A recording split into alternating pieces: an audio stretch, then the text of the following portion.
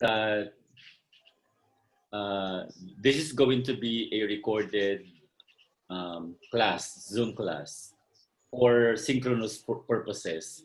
Now, the reason why we would like to record this so that when for those students who cannot enter the Zoom class today due to some reasons like slow internet connection, no, we will record this class so that when they already have the internet connection, then they can review the discussions that we had today.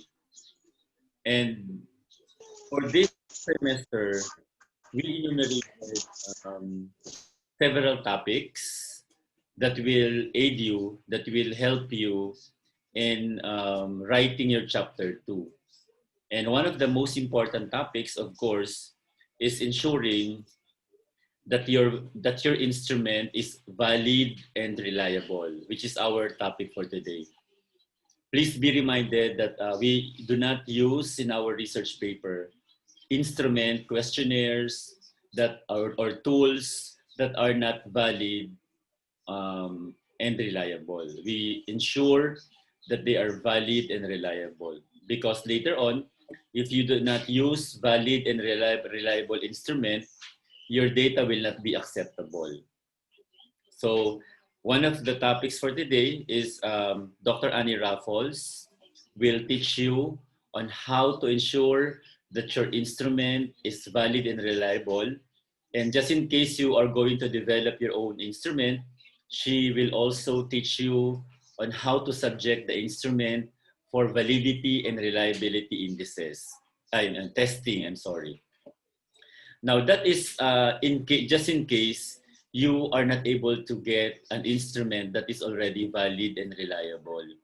The beauty of the EBSCO host that Mekawine College has provided you is that it has articles, of course, and some of the articles that are published will give you a validated and reliable instrument already. And one of the indicators of reliability of the instrument is the Cronbach's alpha, which will be further discussed by Dr. Annie Raffles. And then our webinar series also will talk about development of an online research survey instrument. So we invited 3 experts in information technology, IT, to teach you on how to develop an online survey instrument. Kahit hindi kayo IT, syempre naman, mas maganda kung marunong din kayo mag-develop ng inyong online survey instrument, no? Because of course, DepEd and CHED will not allow you to do a face-to-face interaction. Hindi lang sa kapwa, hindi lang sa estudyante, kundi sa kapwa teachers natin as much as possible when we gather data, face-to-face interaction is avoided. Even in PACOCOA, I'd like to inform the group that I am a PACOCOA accreditor. Even during our accreditation this time, it's a remote virtual accreditation. So instead of me going to University of Baguio on Monday, I will be here at home and using the Zoom platform to validate and to check their documents. So lahat ngayon digital na, no? And even in interviewing the stakeholders like the administrators, the teachers, and the students, we will not have any face-to-face interview. Instead, we will have a Zoom platform. So one of the requirements, therefore, if you would like to finish your research paper during the pandemic time, is of course your technology, your computer or your laptops, and of course, good internet connection. Uh, However, the problem right now is that PLDT, I think, and other internet providers are having some maintenance. So just in case you cannot use a good internet connection, all you need to do is just to wait.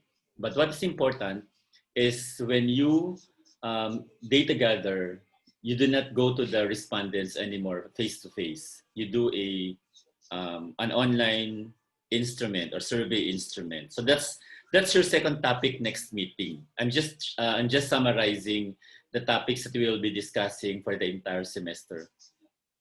Of course, one important topic also that is you need to know is the ethical conduct in doing research. That's why I invited somebody who will discuss how to avoid unethical conduct in conducting research. There is an ethical way in doing it, no? So there will be somebody to discuss about the ethics in doing research. And the American Psychological Association style, form and style, is the most widely accepted style or form in presenting or writing your research paper. Because if your paper, for example, you would like to publish your research paper, if you transform them into publishable research format, APA style is the most commonly accepted style for publication. So I also invited somebody to, to update you on the style, on the APA 7 style, form and style in writing a research paper.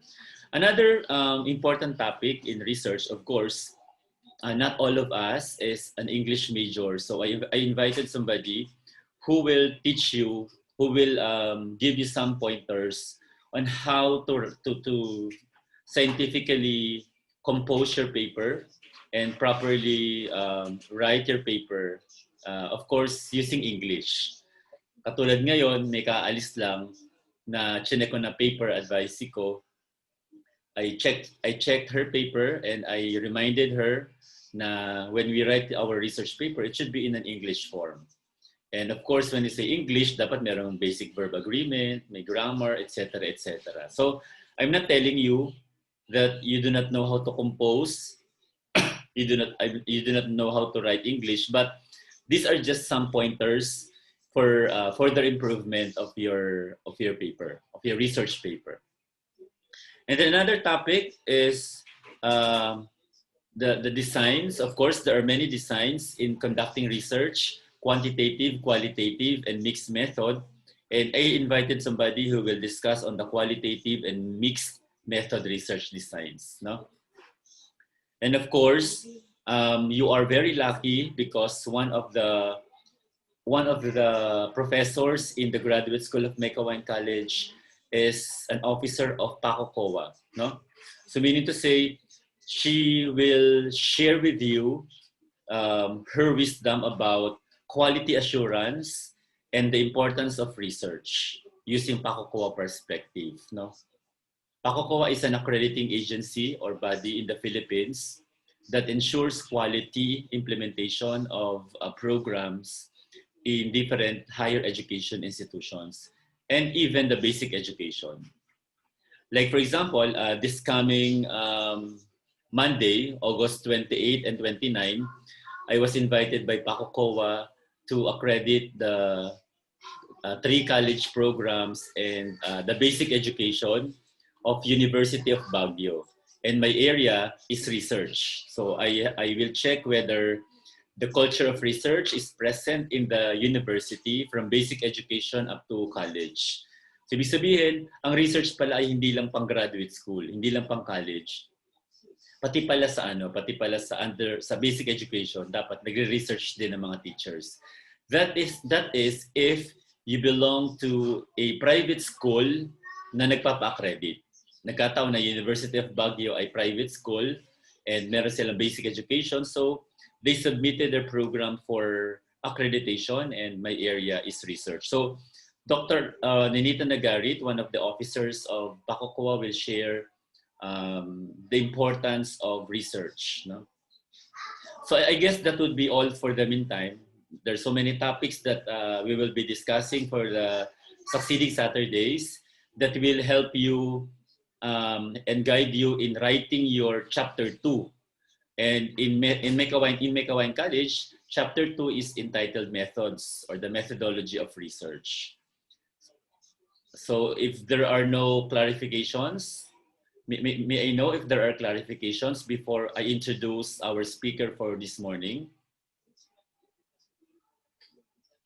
None? Okay. So if there's none, Our invited guest lecturer for this morning, for today, is of course Dr. Annie Raffles, is holding a degree, Doctor of Philosophy in Educational Psychology, PhD in Educational Psychology.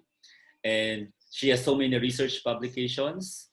And in terms of research, ay talaga namang hindi matatawaran ang galing ni Dr. Annie Raffles. Hindi ako nag-invite ng hindi magaling dito sa research class natin. So you're very lucky because he will be exposed to experts, no? Research experts in their own fields. And take note na yung kasabihan na binanggit ko dati that you cannot give something that you do not have.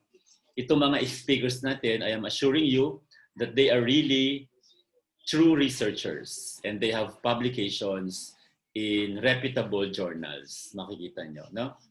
So without further ado, I would like to introduce Dr. Annie Raffles. Dr. Annie Raffles, you may start your screen sharing.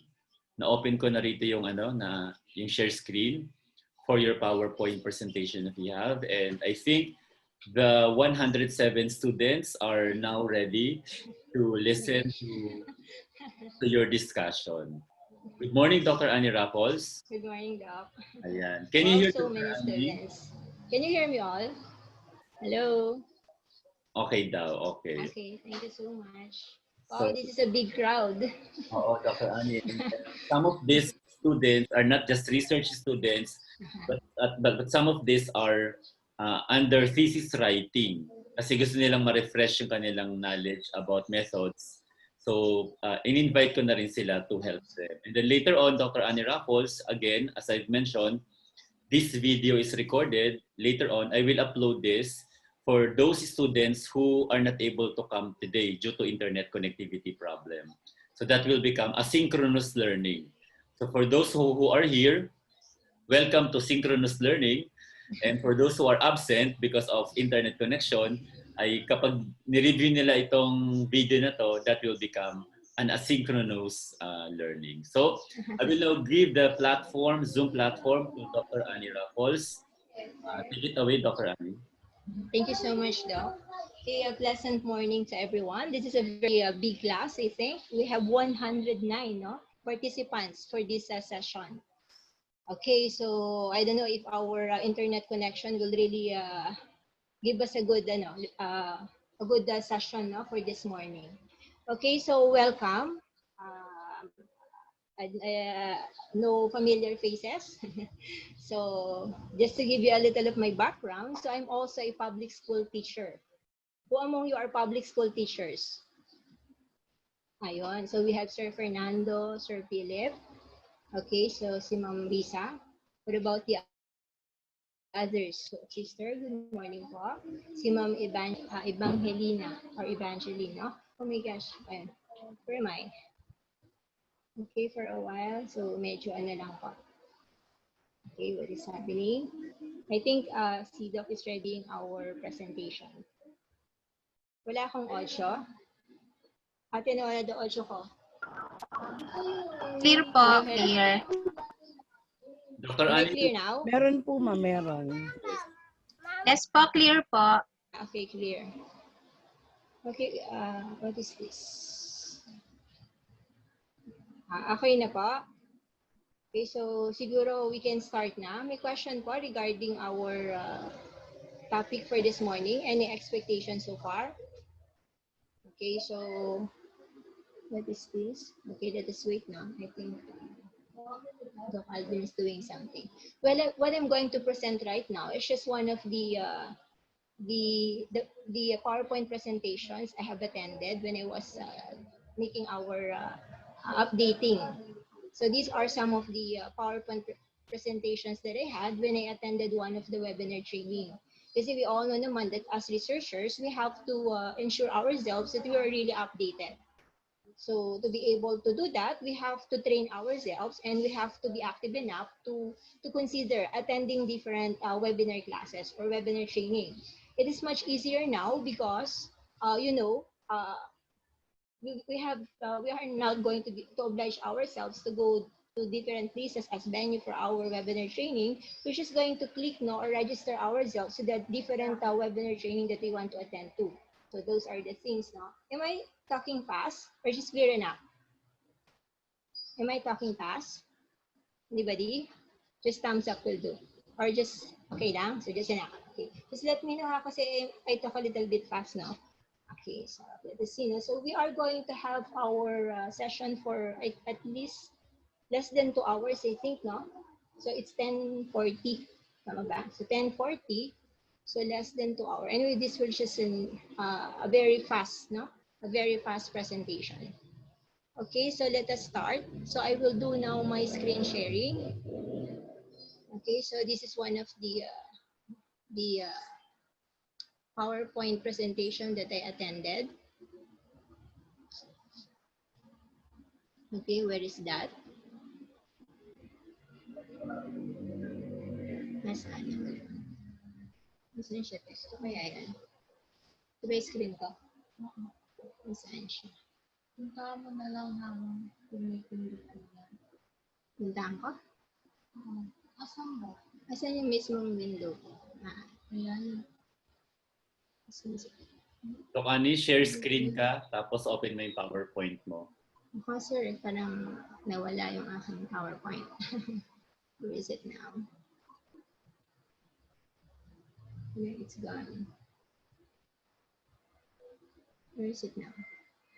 Ito ba? Ito yata sa download.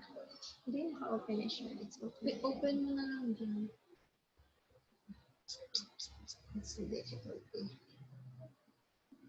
Not this one eh. Ito kaya. Not this one. This one. This one. What?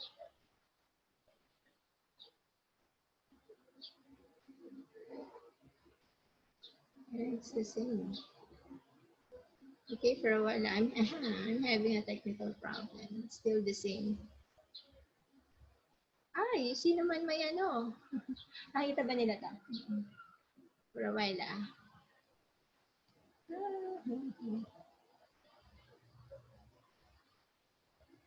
Okay, where is it now?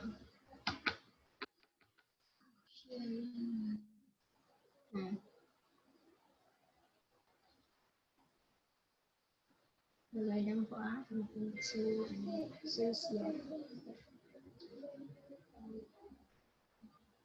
Okay lang po.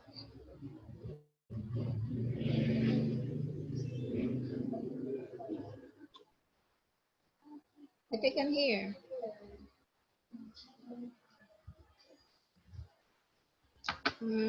So slow for a while po. Can you hear me? I'm having some technical problem. So slow. Just Yes keep po, on. ma'am. Naririnig po namin kayo. Tapos, it keeps on circling lang. Where is it now? This one?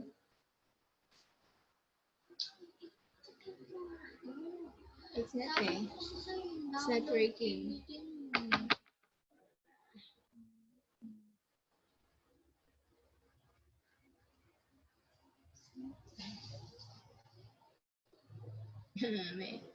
It's not responding. My gosh, it's all open now.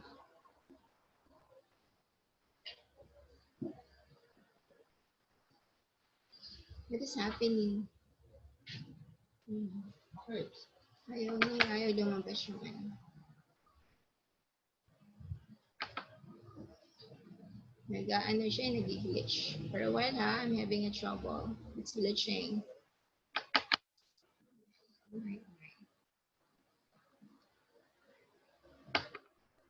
Shit. This one.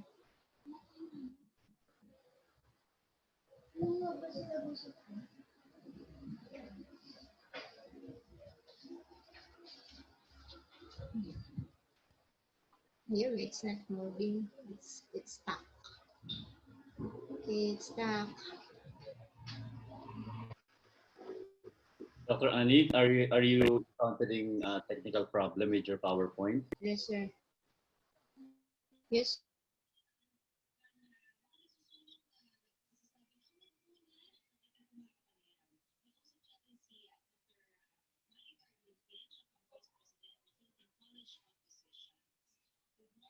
Tingnan ko, alas 4 eh.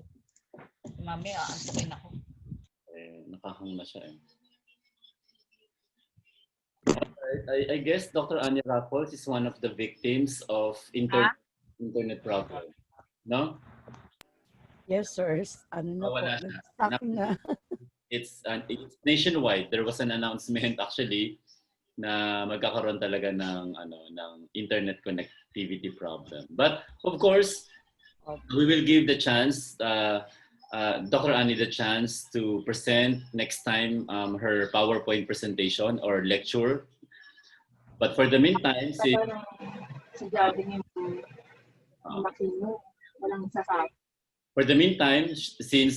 she cannot present her lecture today due to internet connection, at ako naman ay maayos ang internet ko, no? Can you hear me clearly?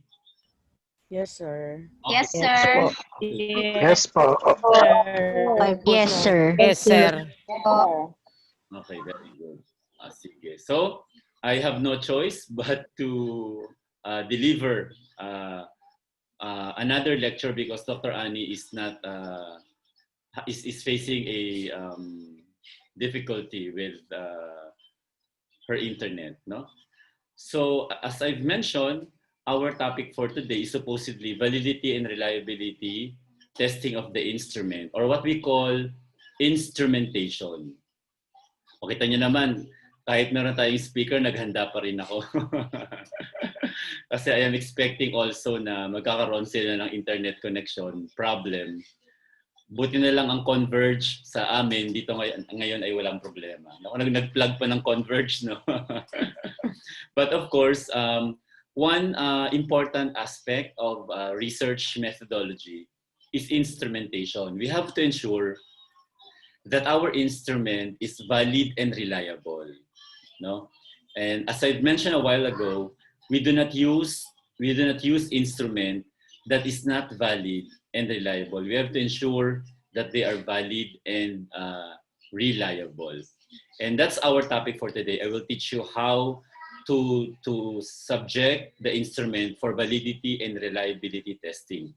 But just in case you do not want to undergo the tedious process in validating or subjecting your instrument for reliability testing, of course, the body of literature can give you a lot of possible instruments, a lot of possible questionnaires that you can use that are aligned with your topic that you can use in your research paper.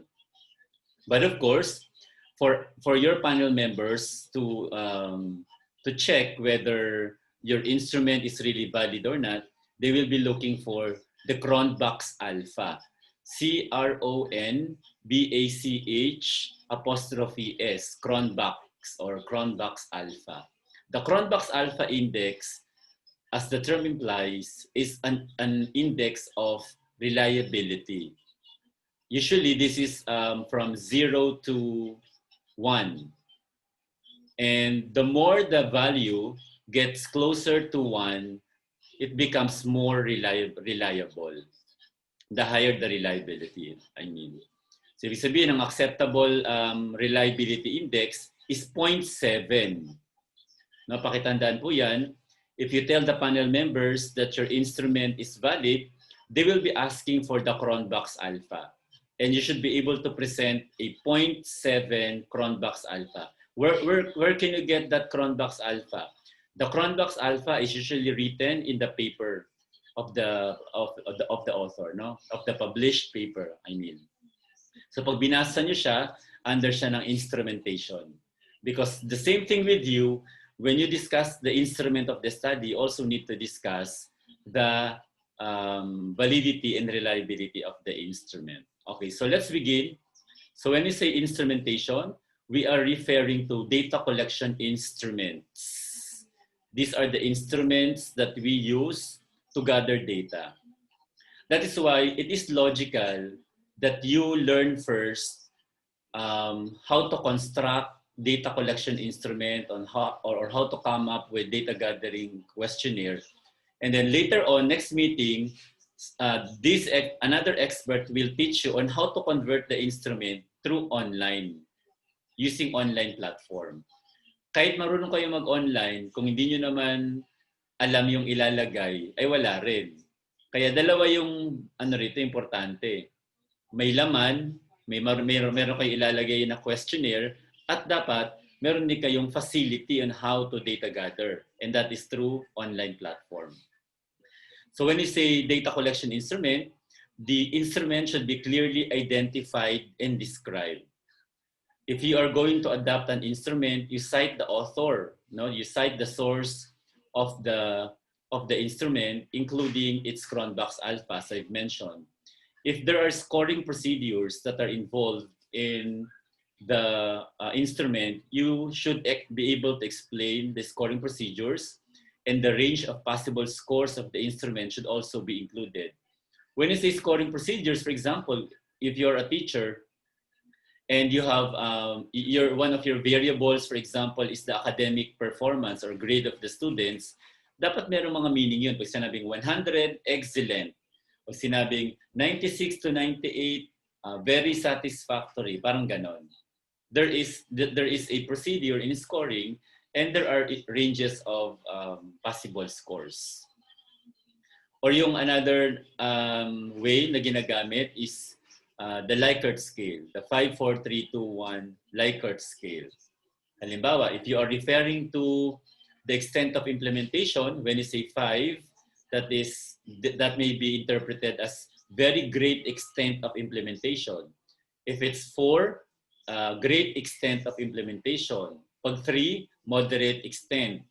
2, least extent, and 1, not at all. So those are what we call explanation of the ranges of scores, of possible scores on the instrument that must be included in the discussion. As I've mentioned, the instrument must be valid, reliable, sensitive, and specific. Since you are social science researchers, you're in the field of education, ang hinahanap lang dito yung valid and reliable. Hindi na kailangan yung sensitive at saka specific. Usually, the sensitivity and specificity of the instrument is used or are used for medical researches. No? Example, if you would like to determine the incidences of tuberculosis, for example, sa medical to, no? Tuberculosis, ay merong mga instrument na ginagamit like X-ray.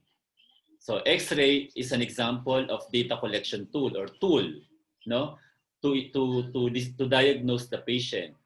Or iba naman gumagamit ng sputum, no? Sputum collection is an example of data collection. So itong sensitivity and specificity, hindi na ito required sa inyo. But what is required for social science researchers like you in the field of education would be the validity and reliability of the instrument. If the instrument, for example, is revised, or if you adapted an instrument from a previous study, then you need to pilot study. You need to pilot test. No? You need to pilot test the instrument. Why? If you adapted, for example, an instrument that was developed in the US, you have to pilot test that because you need to ensure that the words or the sentences that are present in the instrument can be comprehended by the Filipino respondents. Ang tawag doon is cultural sensitivity. That the contents of the instrument must be in accord with the culture of the setting. In our case, our setting is the Philippine setting. Because other countries may have different cultures, like for example, in terms of food, in terms of life ways, etc., etc. So you need to pilot test that, no? The rule of thumb, if you are able to get an instrument that is already valid and reliable, after pilot testing, you do not revise anymore. I mean, you do not make significant changes. You do not make significant changes. The purpose of pilot testing is to ensure that the respondents would understand the contents of the instrument the way you would like them to be understood. Kasi minsan, meron mga respondents na iba ang iba yung pagkakaintindi sa mga statements. So parang you're just ensuring na understandable yung contents ng instrument mo, and that is what you call pilot testing.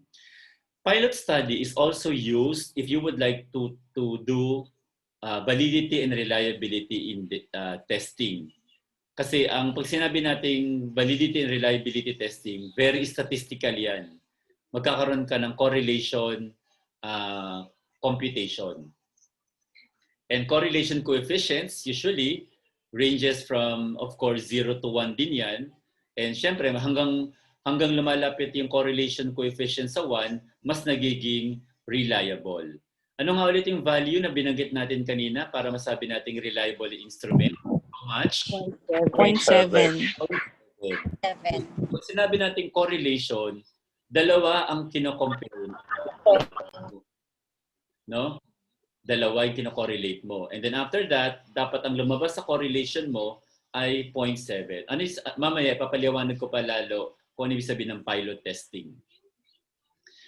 Ito na nabanggit ko kanina, there are standardized instrument already. Pag sinabing standardized, the instrument is valid and reliable. Mababasa nyo yon usually sa mga articles na madadownload ninyo.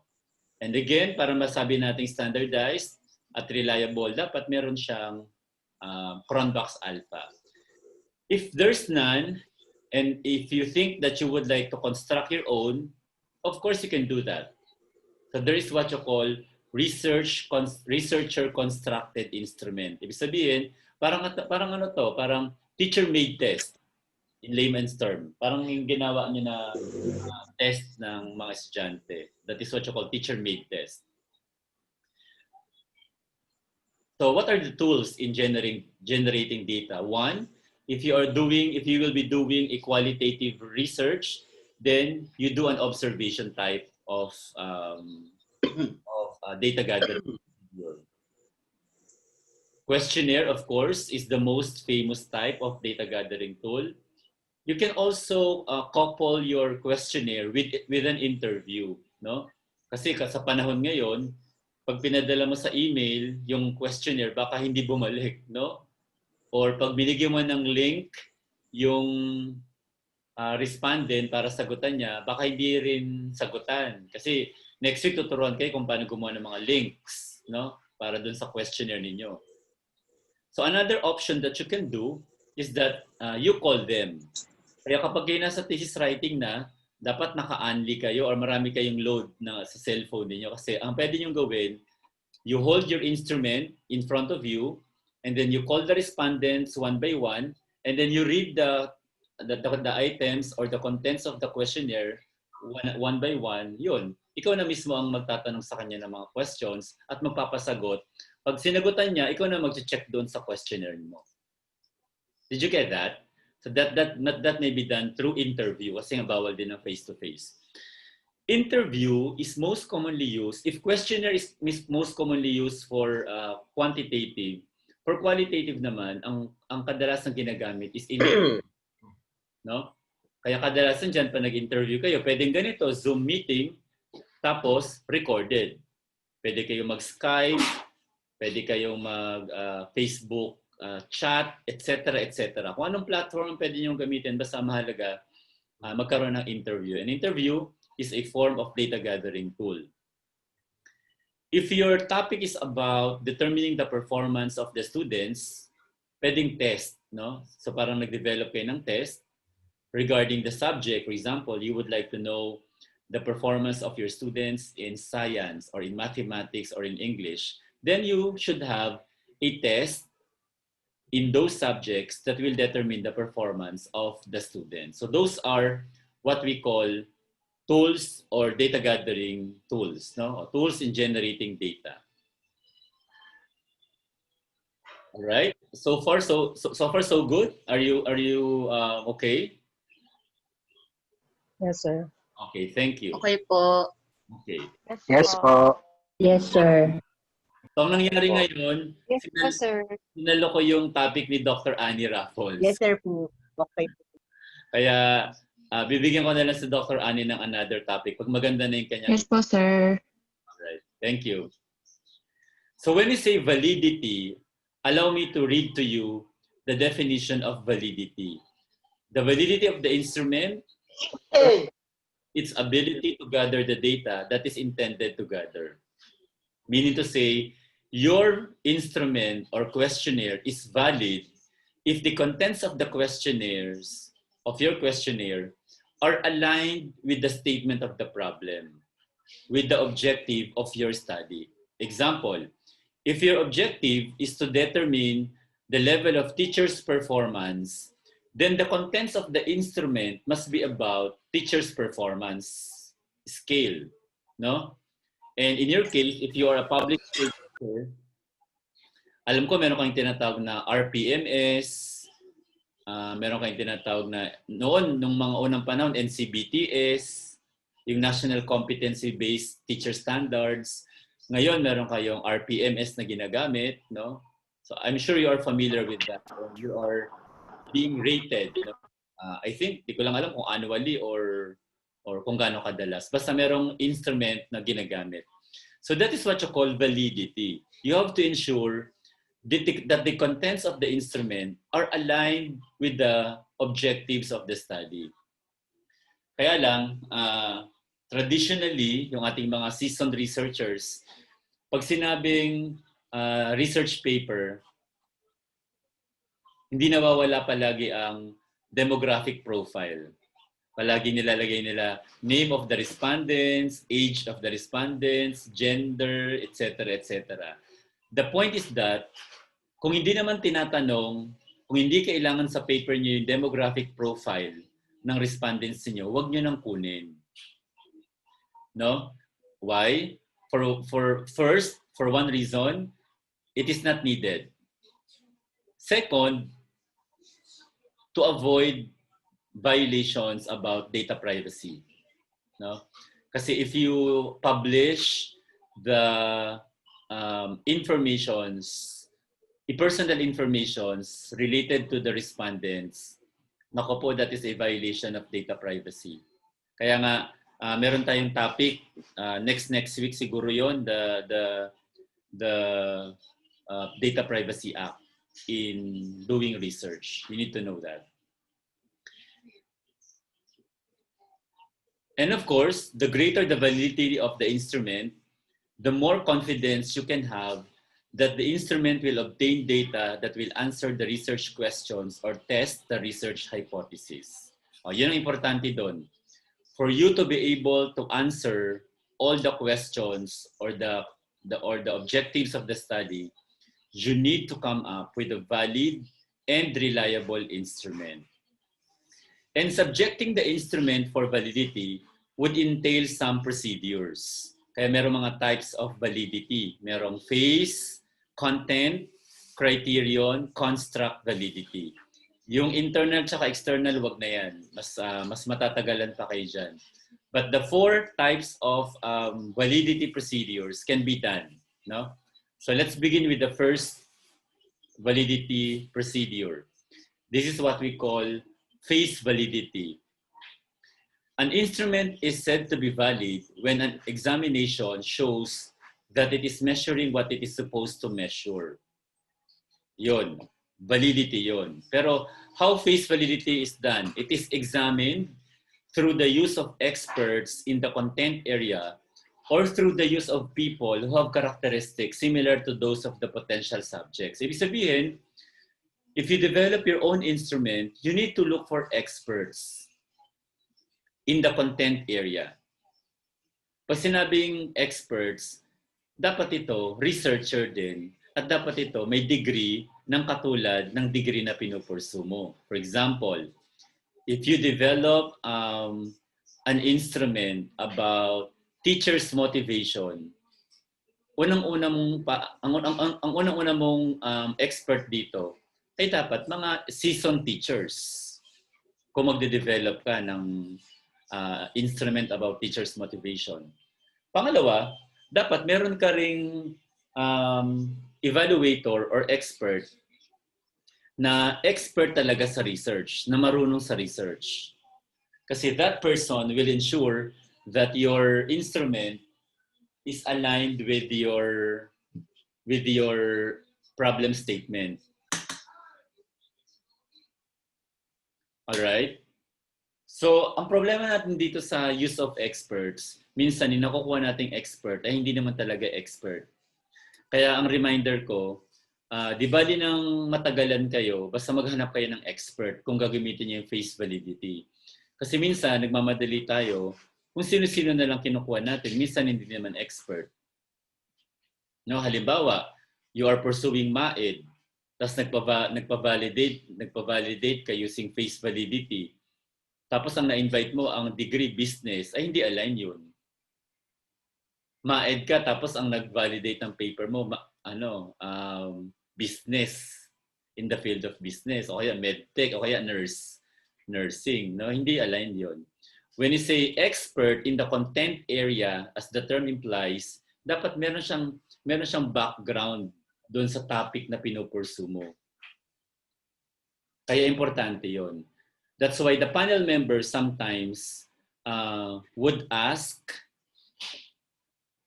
not the name of your validator, but the qualification of your validator.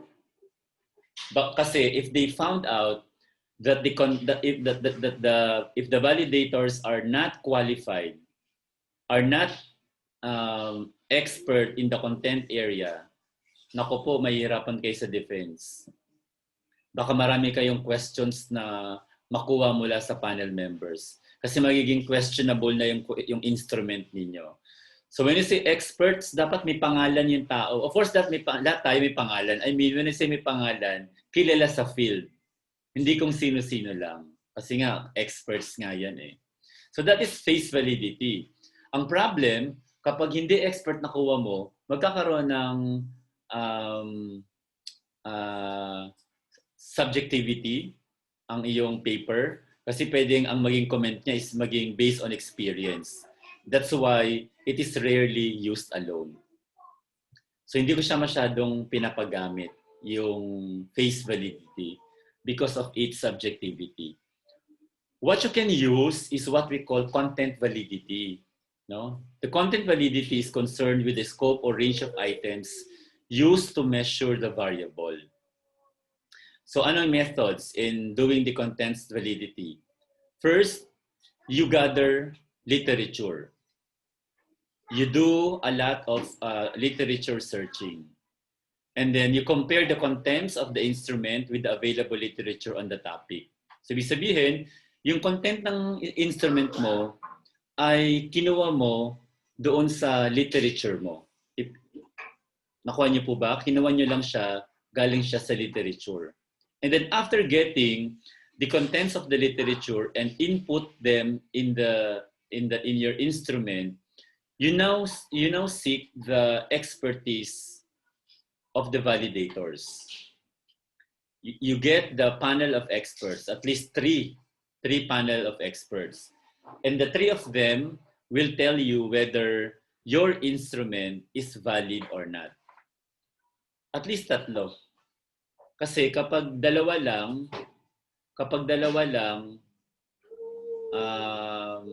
pag yung isa dyan sinabing approve, yung isa sinabing disapprove, it's a tie. At least kapag tatlo, pag sinabing 2 out of 3 agreed that your instrument is valid, then you can proceed with your data gathering procedure. Dapat palaging add number. O kung gusto mong damihan, 5 for example. Pwede mong dagdagan. Basta add number dapat. No? And then, after that, the panel of experts will provide you recommendations. If there will be recommendations. If there's none, they will just say approve. And then that's the time that you finalize or develop a test blueprint designed around the objectives for the contents. No? So that is what you call content validity of the instrument.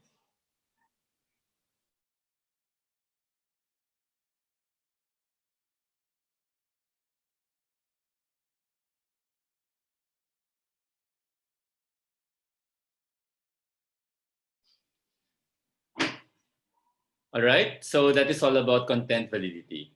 We will now proceed with criterion validity. So we discussed face validity, followed by content validity. The third one is criterion validity. Ano ba ibig sabihin ng criterion validity? It is concerned with the extent to which an instrument corresponds to or is correlated with the same criterion measure of the variable of interest.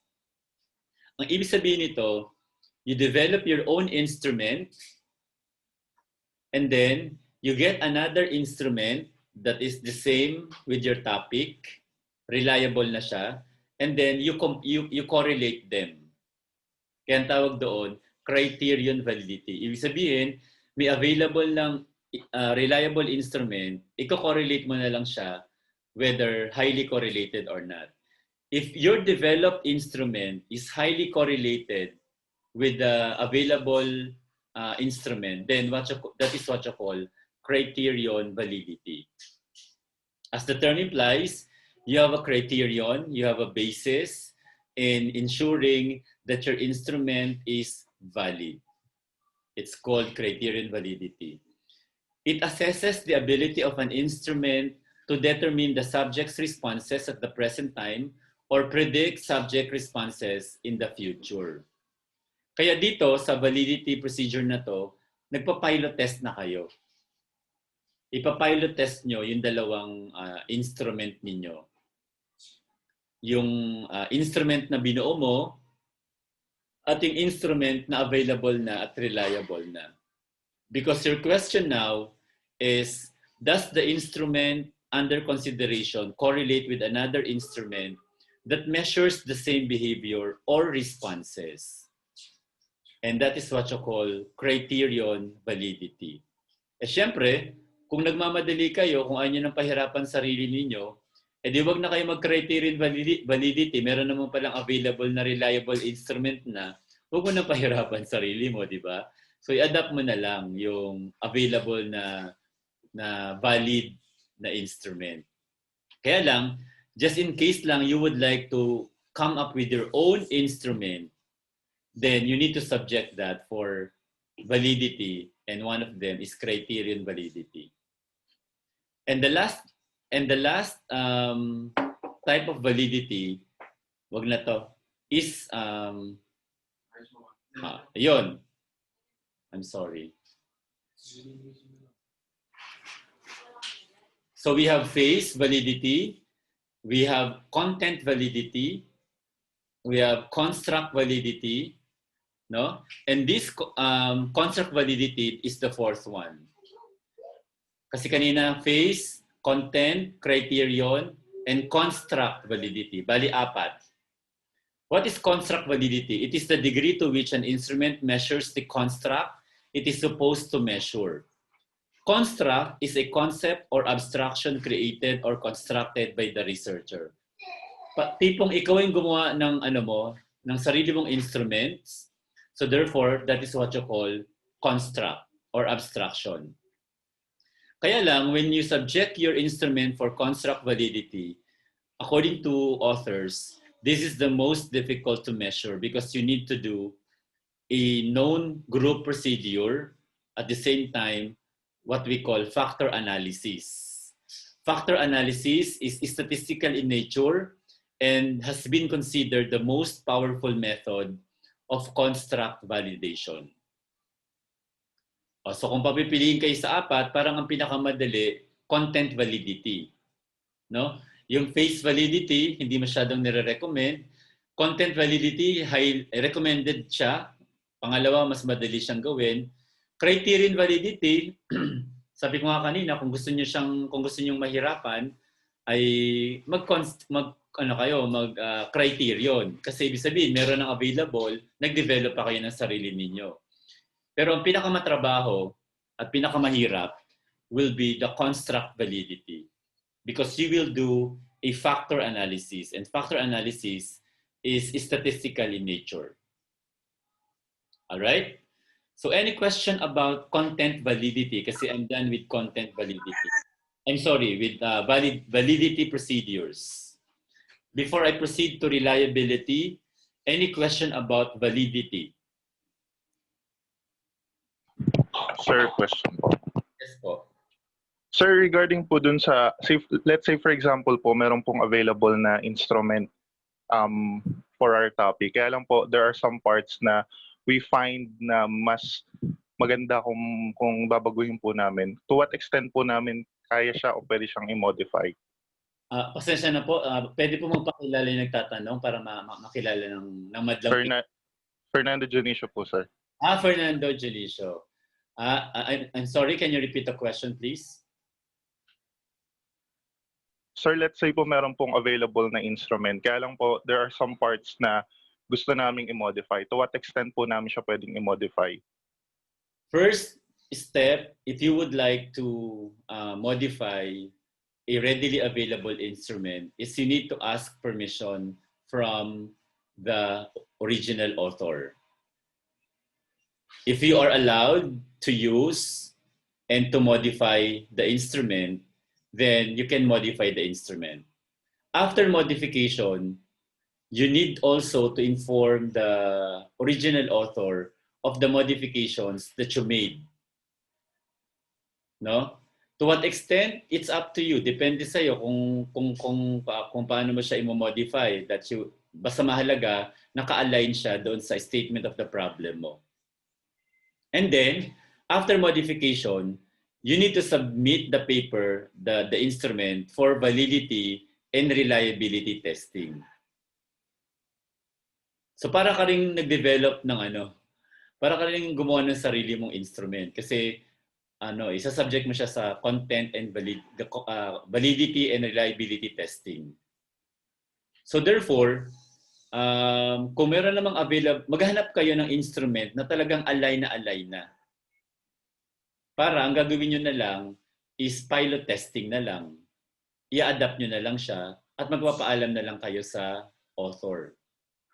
Ethically speaking, the original author has the right to be informed about the utilization of the instrument. Ipapaalam lang naman. At mas madalas naman yan, pumapayag naman yung mga authors, no? Kung gusto nyong mag-adapt ng instrument nila. Mr. Junicio, nasagot ko ba? Yes po, sir. Thank you po. Alright. Good morning po. May question din po ako, Doc Nuki. Kindly introduce yourself before you ask question. Charlene de Guzman po. Alright. Doc, let's say po may available instrument po na ang author ay galing sa ibang bansa, pero nagamit naman na po ng isang researcher dito sa Pilipinas. Kailangan ko pa rin po ba siyang i-pilot testing? First of all, we need to look for the Cronbach's alpha of the instrument. That's the first condition kung mag-a-adapt ng instrument. If the instrument is or was developed abroad and was utilized by a Filipino researcher already, you need not to pilot test the instrument anymore because that was already pilot tested by the previous researcher. You just need to mention that the instrument was previously adapted and utilized by this author. You cite mo yung author kung sino yung kung sino yung gumamit. Okay, Doc. Then need ko rin po magpaalam doon sa original author po nung instrument. Yes po. Original. Kung nagpaalam na po ako, let's say, kasi po nag-email na po ako last October 2019, then nag-reply po siya noong December 2019, at gagamitin ko po ngayon, valid pa rin po yung kanyang permission? Opo. Basta Thank you, Doc. Ang mahalaga, yung proof of permission through email, pwede mong i-print yon and then i-append mo para makita ng panel members that you were allowed to utilize the instrument. Thank you, Doc. What's your name again? Charlene? Yes, Doc. Charlene de Guzman. Charlene, ano ka? Nasa thesis writing ka na ngayon? Apo. Okay, good. Thank you. So again, I will repeat na yung klase natin ay combination ng mga nasa methods of research, nasa research seminar, pwedeng mga nasa compre, nandito rin kasi nagre-review siguro sila, and mga nasa thesis writing na. Kasi nga, this will aid you, especially if you are in the thesis writing already. This will refresh you. I'm sure naturo na to dati, Charlene, di ba? Yes, Doc. You are just refreshing your knowledge. Kasi yes po. na virus na nakalimutan, kaya Opo. refresh lang si Charlie. For clarification din. Apo. Thank you po. Okay. Any more question? Before we proceed to another topic, which is reliability. Kaya nag-lecture ako, dapat di tayo magle-lecture ngayon eh. Dahil nga doon sa internet connection problems eh. Kaya lang, sayang yung time eh. Lalo yung mga nasa thesis writing na, sayang yung matututunan ninyo rito. So far clear sa 112 participants na merong 4 na validity procedures: phase validity, content validity, criterion validity, and construct validity. Malinaw yung 4? Yes po, sir. Right. Okay po. Okay, sige. So I will now proceed with another topic, which is reliability of the instrument. Huwag na to kasi pang medical na to. So when you say reliability, this is another indication that the instrument can be utilized, and to ensure quality research, your instrument must be reliable. Not only valid, but also reliable. It concerns with consistency and stability, no? Parang yung parang yung mga kasamahan mo eh, parang mga friends mo yan eh. Kapag yung sinasabi niya ay consistent at kahit paulit-ulit yung sinasabi, yung pa rin ang kanyang thought o yung content niya, ibig sabihin, reliable siya, di ba? Pero pag meron kang kausap na tao na iba-iba yung sinasabi, iba ngayon, iba bukas, iba the following day, no? Iba-iba ng decisions, ay mahirap na kausap yun. Ibig sabihin, hindi reliable yun. Huwag yung pagkakausapin ng mga ganong klaseng tao. So reliability is also applicable not only to people, but also to instrument. The instrument must be reliable to ensure that the instrument is consistent, at the same time stable. The degree of reliability is usually determined between set of scores or between the ratings of 2 judges. Kaya nga usually meron kang statistics dito palagi. Hindi usually. Most commonly, statistics is utilized kasi nagkakaroon ka ng correlation palagi. Because you're going to determine the correlation of scores that were given by the 2 judges. And this ranges from -1 to positive, 0 to 1. Ayan. Ito yung binabanggit ko kanina, na the more the value gets closer to 1, the higher the reliability. And as I've mentioned, it should be 0.7 and above. Because 0.7 is high correlation. Pag yung instrument niyo ay merong below 0.7, hindi siya acceptable. Dapat 0.7 and above. So again, this is very statistical because you need to do a correlation statistics, no? Pero one good thing about statistics now is that, as I mentioned before in our statistics class, ay meron na tayong mga softwares, no? Hindi nyo na kailangan mag-manual computation. Meron na tayong mga SPSS, meron tayong Excel, no? So for this afternoon, we invited a guest lecturer who will talk about inferential statistics, no? Dr. Reynaldo Cruz. So yung mga naka-enroll sa akin ng statistics this afternoon, please attend statistics classes or statistics class kasi Dr. Ray will be present this afternoon. So there are types of reliability. One of them is test-retest, or what they call stability reliability. When a test is given to the same samples on 2 different occasions, and these 2 tests show a high degree of correlation, then there is a high correlation. And this is what you call stability over time. About thermometer, kapag wala ka namang lagnat at maayos naman ang temperature, for example, sa room mo, tapos laging binibigay sa'yo na temperature is 36.5, 37, or 37, Ibig sabihin, consistent yung thermometer mo. Huwag mo munang itatapon. Kung digital yan, kung digital ang thermometer mo, bigla ka nag 40 degrees Celsius, tapos ang lamig-lamig ng room, o kaya naman ang init-init, bigla kang naging 32 degrees Celsius. Ibig sabihin, yung battery ng thermometer mo, palitan mo na. Baka ano na yan, baka hindi na acceptable.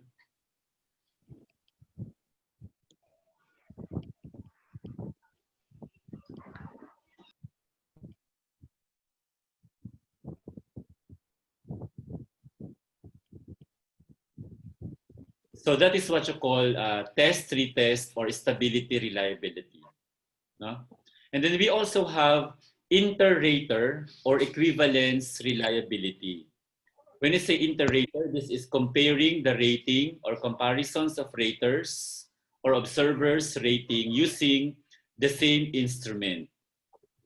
Ibig sabihin, meron kang instrument na dinevelop and then meron kang dalawang raters, pinarate mo yung contents ng instrument, and then you correlate the rating of two raters, and then you compare them.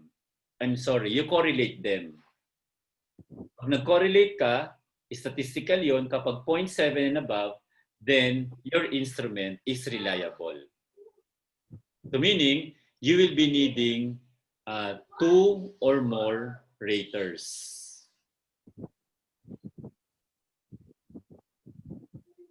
We also have intra-rater reliability. Kung kanina inter-rater, ibig sabihin dalawang raters ang kailangan mo, pag intra-rater, pwedeng isa lang. This is a type of reliability assessment in which the same assessment is completed by the same rater on 2 or more occasions. Halimbawa, nirate niya ngayon, no? Tapos, the following day, nirate niya na naman, and then you correlate the two rating. If the rating is high, if the correlation coefficient is high, as high as 0.7 and above, then the instrument is reliable using intra-rater reliability test. We also have split half reliability. This is the most popular test of reliability kasi napakadali nitong gamitin. Halimbawa, meron kang instrument na ipapa-pilot test or iti-test, and then meron kang isang klase kung saan mo ipapilot test yung instrument mo. What you do is you do a single administration of test. Kung meron kang 50 sa klase mo, you split the class into halves afterwards and then you scored them separately. So nakolekta mo na yung 50 instrument, pina-evaluate mo dun sa 50 respondents, and then fiber. Kaya lang matagal to yun.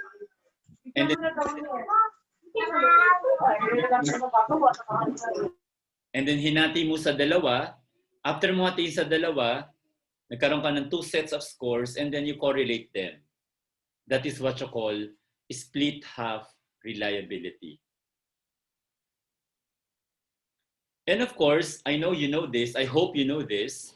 We call it test item analysis. Please be reminded that whenever we develop tests for our students, dapat our test items are reliable. Kaya meron tinatawag na item analysis.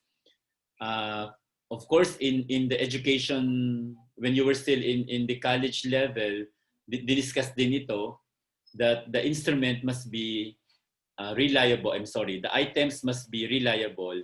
Para yung mga reliable items mo, ay pwede mo nang i-item bank.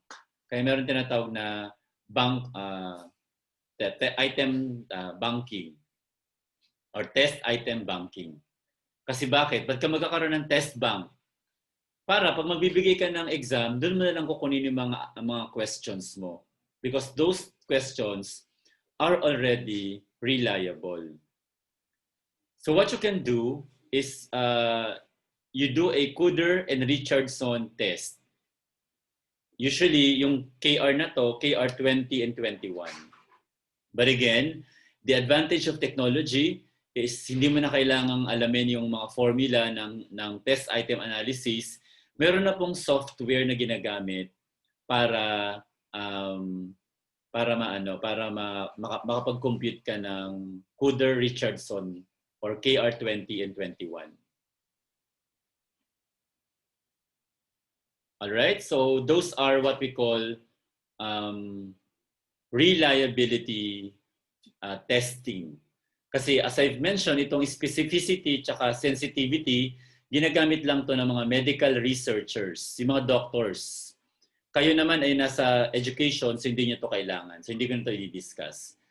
So we are done with reliability testing, the different types of reliability. I am now opening the Zoom platform for clarifications or questions as regards to the conduct of reliability testing. Kindly introduce your name and ask your question if you have.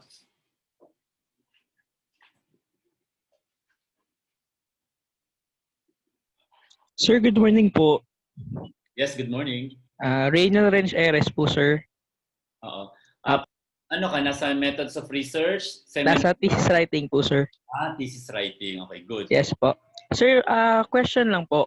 What if ang gagamitin ko pong instrument is yung collection of past 3 years na periodical tests, tapos i-combine ko siya yung selected items lang po kasi yung focus po ng study ko is about integers. Teachers. Kailangan pa po ba siya, sir, i-pilot test po? What is your variable again? Is it teacher performance? Ano po, manipulative, sir. And yung ano po, student performance po. So your variable is student, one of your variables is student's performance. Yes po, sir. Pag sinabing student's performance, grade ang kailangan mo. Okay po. Tama. So ibig sabihin, kung grade ang kailangan mo, hindi mo kailangan ng instrument.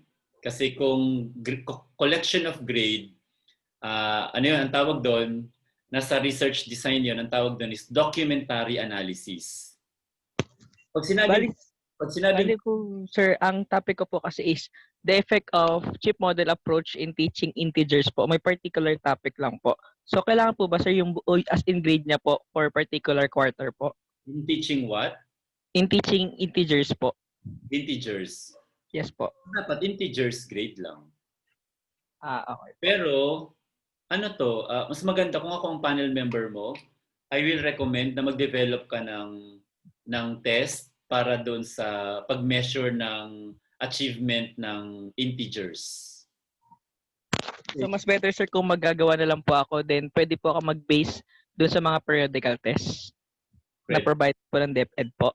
Yeah, pwede.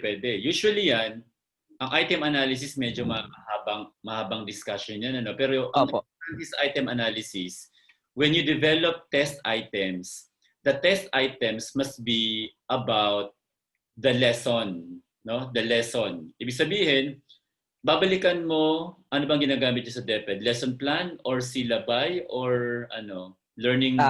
Lesson plan po, sir. Lesson plan. So yes, sa lesson plan mo, I'm sure meron ka rin mga objectives. Yes po. And I'm sure meron ka rin mga subtopics. Opo. So, kung topics mo is integers, meron ka mga subtopics ng integers mo doon. Opo. So, at yung content ng ng test mo ay masagot lahat ng laman ng lesson plan mo. Okay po, sir. So pwede kang magpa-content validation muna sa mga heads ng mathematics para ma-ensure na yung laman mo, yung laman ng test question mo ay talagang naka-align doon sa lesson plan mo and naka-align din sa DepEd. Maganda kung taga-DepEd at in charge ng math, no? Tapos, after that, you subject the test questionnaire to item analysis. Yun. Okay po, sir. Doon ngayon magkakaroon ng KR20 and 21. Okay po. Noted po, sir. Kung gagamit ka ng previous grades naman, hindi mo kailangan ng questionnaire, hindi mo kailangan ng test noon kasi previous performance na 'yon. Parang ang tawag doon, documentary analysis. Pag sinabing documentary analysis, this is a research design where you collect data that are already available. Halimbawa, grades, available na yan. Ang tawag dyan, secondary data yan. Kokolektahin mo na lang. Ang gagawin mo na lang, magpapaalam ka na lang siguro sa superintendent that you will be needing the grades of the students. Pero I doubt kung papayagan ka, lalo na kung yung DepEd area mo ay mahigpit sa data privacy kasi syempre grade yan, personal info yan ng mga bata, baka hindi ka payagan. So pag hindi ka payagan, gagawa ka ng sarili mong test to measure the performance of the students in integers. Okay po, Doc. Thank you po. Sagot ko ba yung tanong mo? Apo, sir. Thank you po. Under ka ba kay Doc Daes ngayon sa thesis writing? Yes po, sir. Okay, good. Marami palang umattend ng under kay Doc Daes. Any more question? Yung mga nasa seminar on research. Kasi yung mga nasa seminar on research, this is your perfect time para bumuo na ng chapters 1 and 2. By the way, yung mga under sa akin sa seminar on research, kung meron na kayong mabubuong chapter 1, ay pwede na magpa-check unti-unti para ma-recommend ko na kayo for defense. Kasi as your prof in seminar on research, I can recommend you 10, let's say 10 papers or 10 students per Sunday. Sunday pala ang defense ng proposal. And yung mga estudyante ko sa research at saka seminar on research, nasa FB page na natin yung format ng chapters 1 and 2. So i-browse nyo na lang yon para meron kayong idea kung paano ginagawa chapters 1 and 2 sa Mekawayan College. What we are doing now, I am now teaching you on how to write chapters 1 and 2. And this topic on reliability and validity is one of the important parts of chapter 2 under instrument of the study. Tama ba yung mga nasa thesis writing? Instrument of the study. You need to ensure that your instrument is valid and reliable.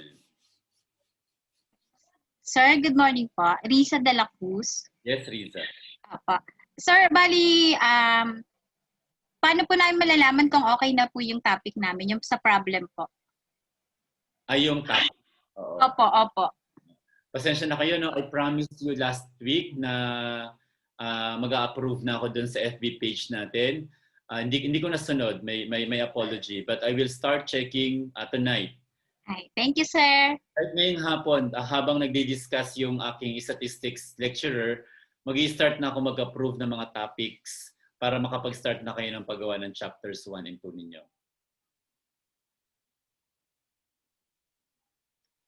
Okay, meron pa ba? Meron pang question? Sa validity and reliability. Silence means none. Silence means may natutunan kayo o wala? Meron po. Meron po, sir. Ay, very good. Buti naman. Meron po, Doc. Meron po. Malaking tulong ito sa inyong lahat kasi kahit nasa methods of research kayo, kahit nasa seminar on research kayo, kahit nasa thesis writing, kahit magkukompre pa lang din kayo, malaking tulong to kasi validity and reliability topics, thank you, are very important topics in methodology. Tanungin niyo yung mga nasa thesis writing. I'm sure gumagawa sila ngayon ng instrument or naghahanap yan. Pero ako, may final advice for those who are writing their paper.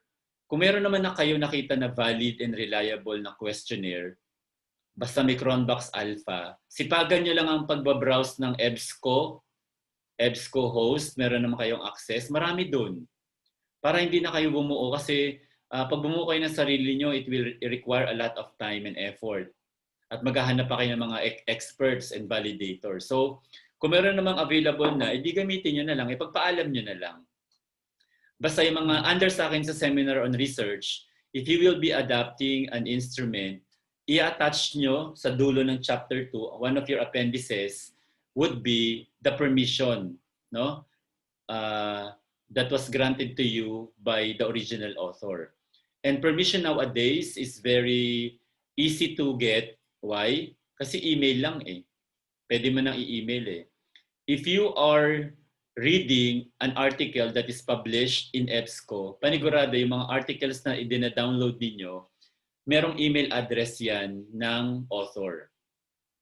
Kasama palagi ang email address. That's the reason why one of the requirements when you publish a research paper, you need to include your email address so that you can be contacted by future researchers.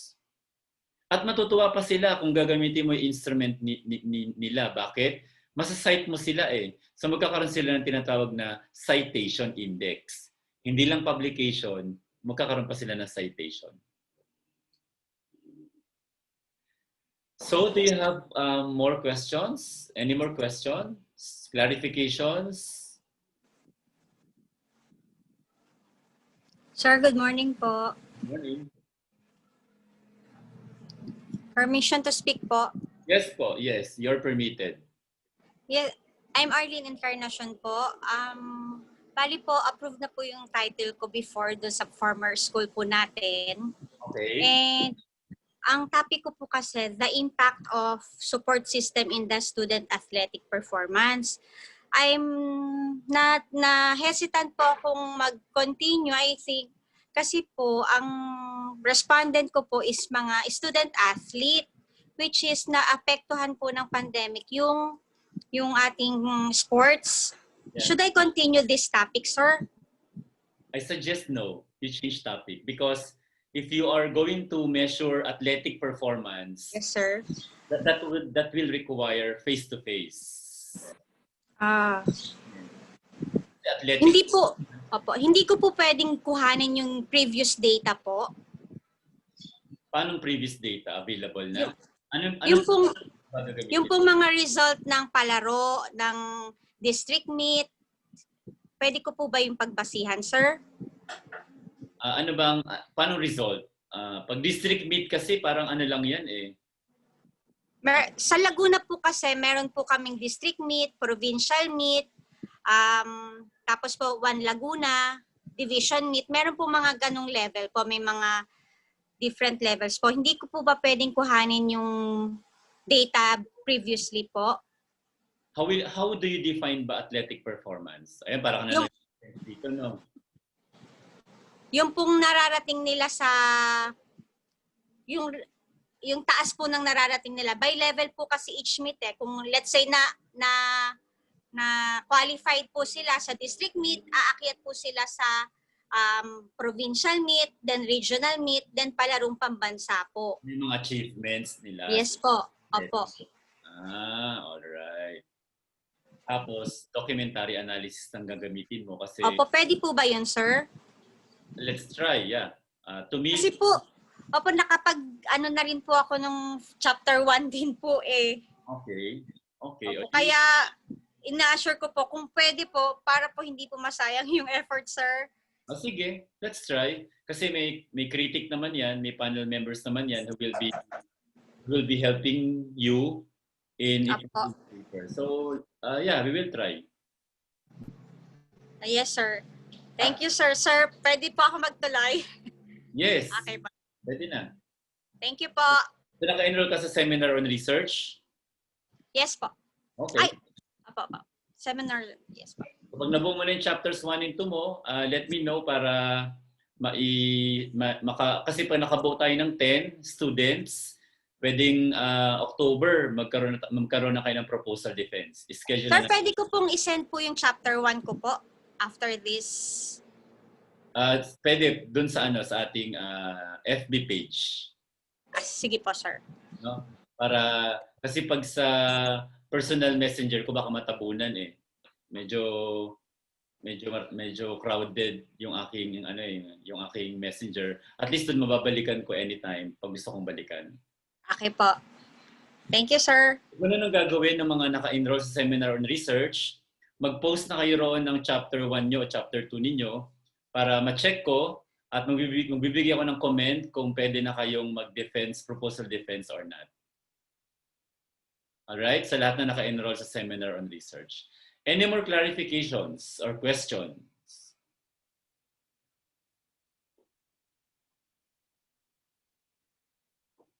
Wala na? It's already 11:42 in my clock.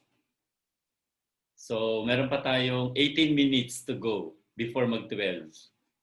Baka pwede pa nating ma-maximize.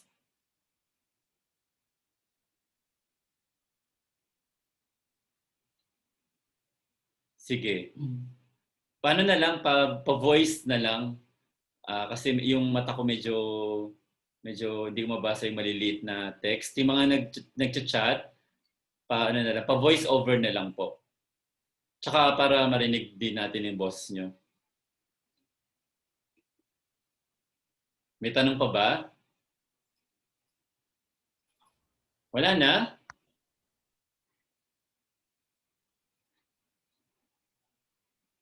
Regarding sa advisor, nakapag-request na ba kayo ng advisor nyo sa dean? Kasi pwede na kayong mag-request ng advisor. Dapat meron kayong letter of request. Yes po, sir. Meron na po. Meron na, alright.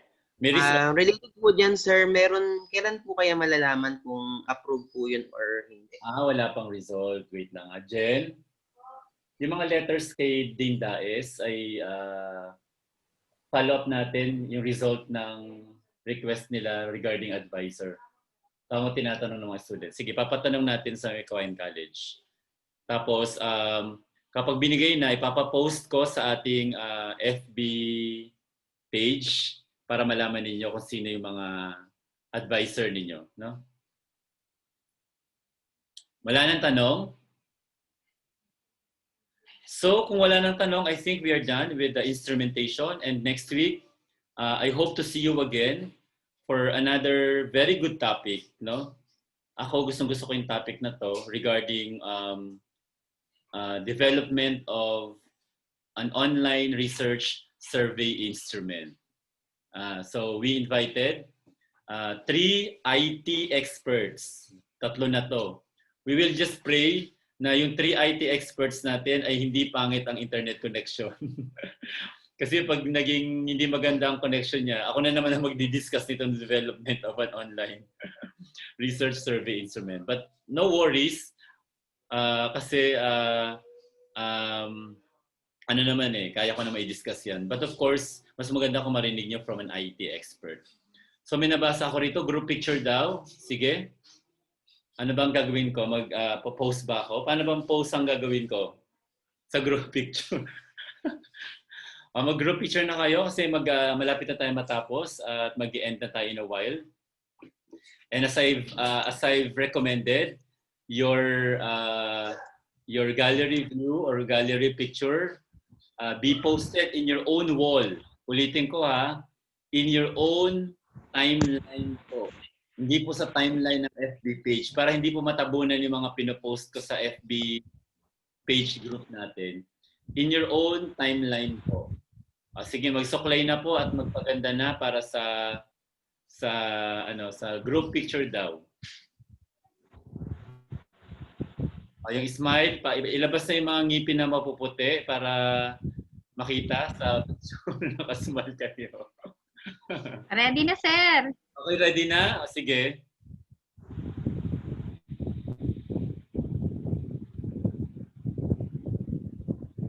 Okay po. Para So, kung tapos na ang group picture, nakapag-picture na kayo, I think we will call it a day. And thank you for attending our Zoom class, our synchronous class for today. And please expect that this will be again uploaded in YouTube and in our page also para kung sakaling gusto nyo i-review ay meron kayong ma-re-review. No? For asynchronous learning naman yon. Kaya napakasarap mag-aral ngayon. Imaginein mo, umattend ka na ng lecture, tapos naka-record, pwede mong balikan anytime. No? Hindi ka tulad noon, kailangan mo pa mag-take down notes ng mabilis kasi hindi mo na maaalala. Ngayon, naka-record na. Pag kayo hindi pa rin natuto, ewan ko na lang. Both synchronous and asynchronous ay na-employ natin. Ayan. Thanks so much, sir. You're welcome.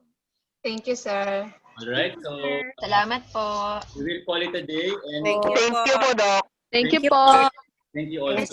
Thank you, sir. Thank you, Doc. Salamat po. Thank For you those po. who are enrolled in statistics under my class, we will see each at the Zoom platform will open at 1 p.m. No? Pero the class will start at ano ba sinabi ko ron? 1:30. 1:30 ba nilagay ko doon? Yes po. 1:30. So please be on time para makapag-start tayo ng maaga, no? So Dr. Nuki, excuse me po, pwede pong mag-join? bakit? Hindi ka ba belong sa stat class ko? Wala po akong subject na stat class. Gusto ko lang po Refresh. Gusto mo lang Opo. maging fresh? Gusto mo maging fresh? O sige. Gusto ko maging fresh. Kaya kami si Doc, Doc Cruz. To Dr. Reynaldo. No problem. Everyone is invited, no? For as long as hindi kayo magugulo sa lecture. Same link po, Doc. I'm sorry. Same link po. Same link po. Opo. Same link. So, of course, Thank you po. kahit na kay Dr. Sino bang stat natin? Dr. Adonis, pwede kayo mag-join sa class anytime. You are welcome. Pero attendan nyo rin sa Dr. Adonis magtampo. By the way, yung seminar on research under Dr. Romulo Mercado na uma-attend sa akin, walang problema kung sa akin kayo uma-attend. No? Pero, umattend din kayo kay Dr. Rom kasi nagtatampo na siya. 36 ang si Johnson. Gusto lang daw ako ma-attend sa kanya. Nasa akin daw lahat. So, maawa naman kayo. Attendan niyo si Dr. Rom. Kawawa naman. Nasa akin na kayong lahat. Welcome kayo umattend sa akin. Na kay Dr. Rom kayo nakapangalan. Attend na lang din kay Dr. Rom para meron din siyang audience. Nakakahiya naman kay Dr. Rom. Baka sabihin, pinapirate ko kayo pumunta sa klase. No? May schedule naman tayo. Kung under kay Dr. Rom, please attend. Kung wala nang tanong, it's time to say goodbye. It's not yet goodbye. We will see each other again next time, later this afternoon. God bless, sir. God bless you. Doc, ano po pangalan ng YouTube channel? I'm sorry? Ano po pangalan ng YouTube channel? My YT channel is Alvin Nuki. Thank you po. Please do not forget to subscribe and to share and to market my YouTube channel. Kasi may mga lectures din ako doon para mapakinggan niyo pa iba kong lectures ng research. Thank you po. Okay, goodbye everyone. Thank you. Thank you po. Pleasure. Thank you. Thank you po. Thank you po. Thank you po. Welcome. Thank you po.